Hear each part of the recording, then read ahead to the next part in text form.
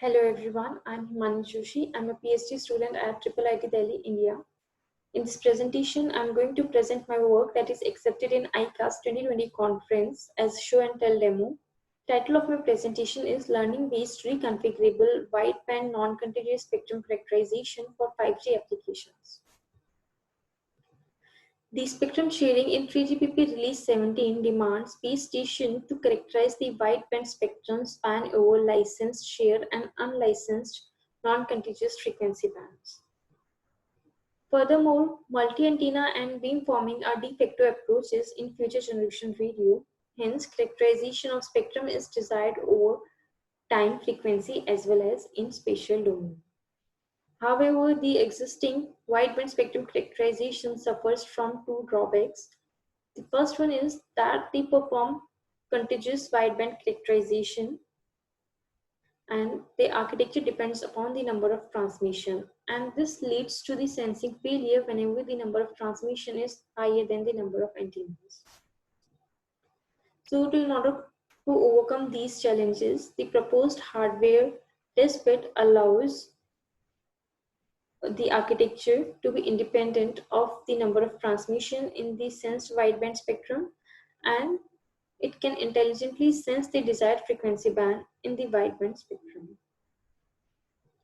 This is the hardware setup of the proposed testbed. It consists of target transmitter, which is capable of transmitting 3-directional data. Hence, we use 2 ESRPs for this task. Then we have the synchronization subsystem, which has the reference transmitter and octoclock. Reference transmitter transmits the reference signal, which is capable of performing phase calibration of all the independent channels of receiver subsystem, whereas octoclock provides the common reference signal and common clock signal and PPA signal to the receiving subsystem, and these two signals are responsible for time and frequency synchronization. Then we have the receiving subsystem, which receives the information from the four antenna array arrangement and then perform the processing. However, to perform the baseband signal processing, we use the host system, which is capable of processing the target transmitter signal, reference transmitter signal, and receiver subsystem signal. Now, talking about the reference signal. For reference, the signal transmitted by the reference transmitter is a simple sinusoidal wave signal of carrier frequency 10 kHz. So if this is the received signal pattern, then the first band is reserved for the reference signal and rest of the bands are used for the target multiband signal. The target multiband signal consists of one synchronization band that is shown in red, and rest are the 8 frequency bands over which user traffic is transmitted. Each band transmits the uncorrelated SCFDMA signal of bandwidth 1.4 MHz, and the busy status of these 8 frequency bands, like band 1 to band 8, varies according to the user-defined occupancy statistics, and it is unknown to the receiver. And to learn these spectrum statistics, synchronization signal is transmitted. The synchronization signal works in a manner like it's a square wave, and whenever this wave changes its status, it generates a trigger signal, and based upon that trigger signal, all the 8 frequency bands changes their status based upon the user-defined occupancy statistics. Now, these two signals are transmitted separately. So now coming to the receiving subsystem, the receiving subsystem receives the reference signal with the help of SMA cable, and it receives the target multiband signal with the help of antenna array.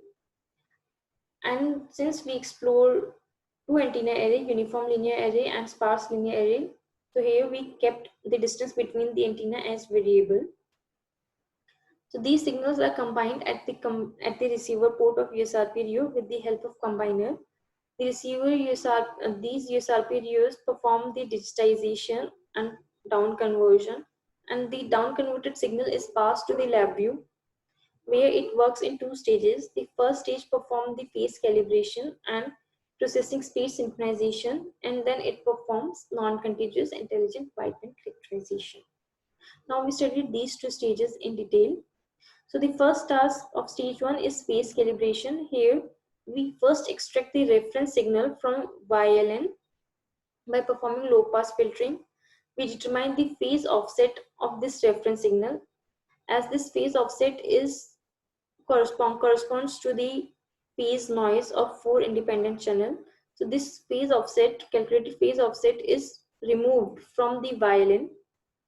Hence, we get the clean signal which contains the phase offset only due to the antenna area arrangement. So after this step, we have the processing speed synchronization, where we generate the trigger signal whenever the synchronization band status change, and based upon that trigger signal, stage 2 works. So after this, we remove the reference signal and synchronization signal from violin by passing the signal through the high pass filter, and then this high pass filter signal is passed to stage 2. Now task of stage 2 is to perform non-contiguous intelligent wideband characterization. The samples that is received by this block corresponds to the samples of entire wideband spectrum, but these we don't want to have the samples of all the bands, because if more than more than four occupied bands are there in the sensed 8 bands, then it leads to sensing failure.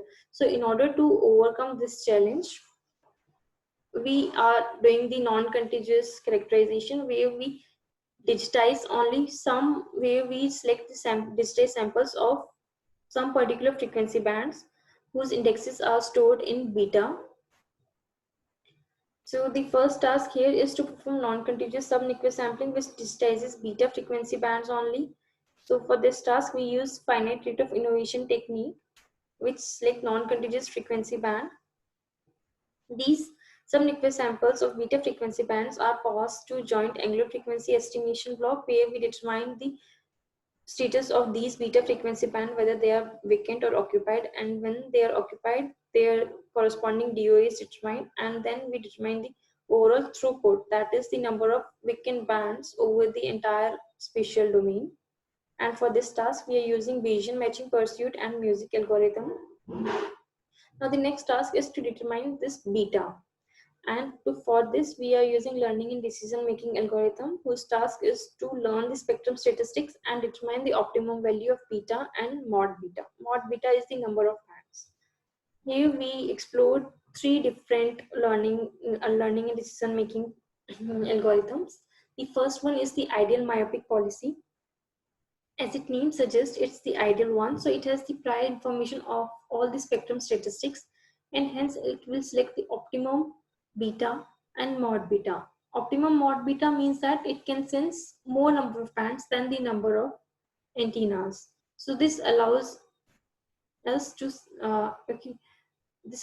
sensing more bands and hence achieving higher throughput. But in case of optimum LDM, since it's not aware of the spectrum statistics, it first sequentially learn all the spectrum statistics of bands. And in this case, in order to avoid the sensing failure, we sense only L-1 frequency bands. And once learning is done for sufficient time, we select optimum number of beta and mod beta. Next come is the WUCB. It performs learning and it's simultaneously select optimum beta for sufficient number of times, and during this time we select only L-1 frequency bands. This avoids the sensing failure, and once learning is done for sufficient time, we select optimum number of mod beta.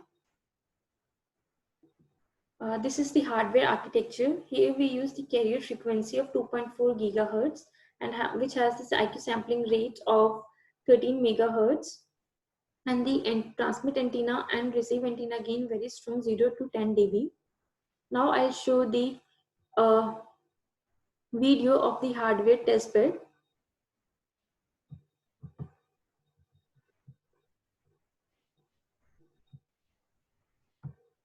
In this experiment, we are going to find the direction of arrival of 2 target signals which are produced by one NISRP RIO. We are using horn antenna for the transmission of target signals. To determine direction of arrival, we are using 3 antenna sparse array. the output of 3 antennas are passed to 2 NISRP rheos. 2 NISRP rheos can provide 4 independent channels, but here we are using only 3 channels as we have only 3 antennas. So all the 3 channels are independent of each other and needs to be synchronized. So here we are using octoclock, which provides the common reference signal and PPS signal to all the 3 channels, and hence it can sync the local oscillator and the ADCs of all the 3 channels. But still, all the 3 channels are independent, have independent RF chains. So in order to have the synchronization among the phase noise produced by the 3 independent RF chains, we are using another USRP, that is the ITIS Research USRP N200, which is transmitting the reference signal. We are using sine wave. We are using sine wave as a reference signal. This reference signal is transmitted with the help of SMA cable, and this output reference signal is combined with the output of 3 antennas, and this combined output is processed by the central processing unit to find the direction of arrival. Here we can see the output. In the frequency spectrum, we can check we are receiving 2 target signals, and with the help of music spectrum, we can determine the direction of arrival of these 2 target signals.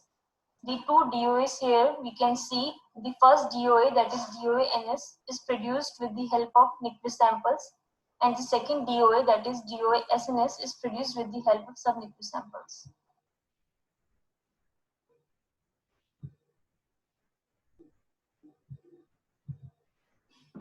DOA-NS and DOA-SNS shown in the video corresponds to the DOA, which is determined with the help of Nyquist samples, where we are not using LDM algorithm to sense only beta frequency band, whereas in DOA-SNS we are sensing only beta frequency bands. So that's the difference. Now we have the results. First we talk about the learning results. Here for the 2 cases we determine the throughput, that is the actual weakened frequency bands in the angular domain, and the regret. Regret is the difference between the throughput achieved by the ideal mapping policy and the other learning and decision making algorithms. The first graph 1, that is plot 1, plot A. Here we have the result for throughput. Here we can see that for case 1 we have higher throughput as compared to case 2, and it is happening because from the spectrum statistics we can see that the case 1 is more sparse as compared to case 2, hence there are more vacant bands in case 1. And further we can notice that IMP, as it has prior knowledge of spectrum statistics, it is finding the optimum, it is sensing optimum beta and mod beta from the very beginning, so it has the higher throughput. Next is the WDLMC, WUCB, which has next higher throughput, and it is because we are from the very beginning, instead of learning, along with learning, we are also selecting optimum beta, and then we have the OLDM. And since we are doing learning, we are fixing initial time slot for learning, we have the linear regret for both the cases in the next 2 curves, whereas no linear regret has been observed for WUCB. Next, we have the results for DOA. These are the results when we are transmitting only one, we restrict the transmission of signal only in one direction. So this DOA error is calculated with respect to the DOA calculated at highest gain, that is gain 10. The first plot is for the uniform linear array, another is for the sparse linear array. Here we can observe that as we are increasing number of antennas, this DOA error is reducing. And now these next 2 curves are when we are restricting our transmission of target signal to 2. So here we have 2 DOAs, as we have 2 directional target signals. So in this case, we've observed that for the first, let's consider the case of 3 antenna uniform linear array. For case of 1 target signal, this DOA error is 0.1. Whereas when we have 2 target signal, then this DOA error is increased to 0.3. However, no change has been observed, significant change has been observed for sparse antenna array. Next results are the deviation in the DO estimation. This deviation is the difference between the minimum DO angle and the maximum DO angle for one target and two target signal. It has been observed that when we increase the number of targets, then this deviation is also increasing. And in case of 3 antenna uniform linear, it increased from 2 degree to 7 degree here. So the conclusion of this presentation is we have proposed intelligent wideband characterization which determines the vacant and busy status of frequency bands and the direction of arrival of busy frequency bands. We have proposed a method which performs characterization over non-contiguous frequency bands, hence making the architecture independent of the number of active transmission. We have developed a USRP hardware testbed to verify the functionality of the proposed wideband characterization in real radio scenario. In the results, we have observed that the deviation in DO estimation increases when we increase the number of target signals. These are the references that are used in the paper. If you have any doubt, you can contact me over this email ID. Thank you.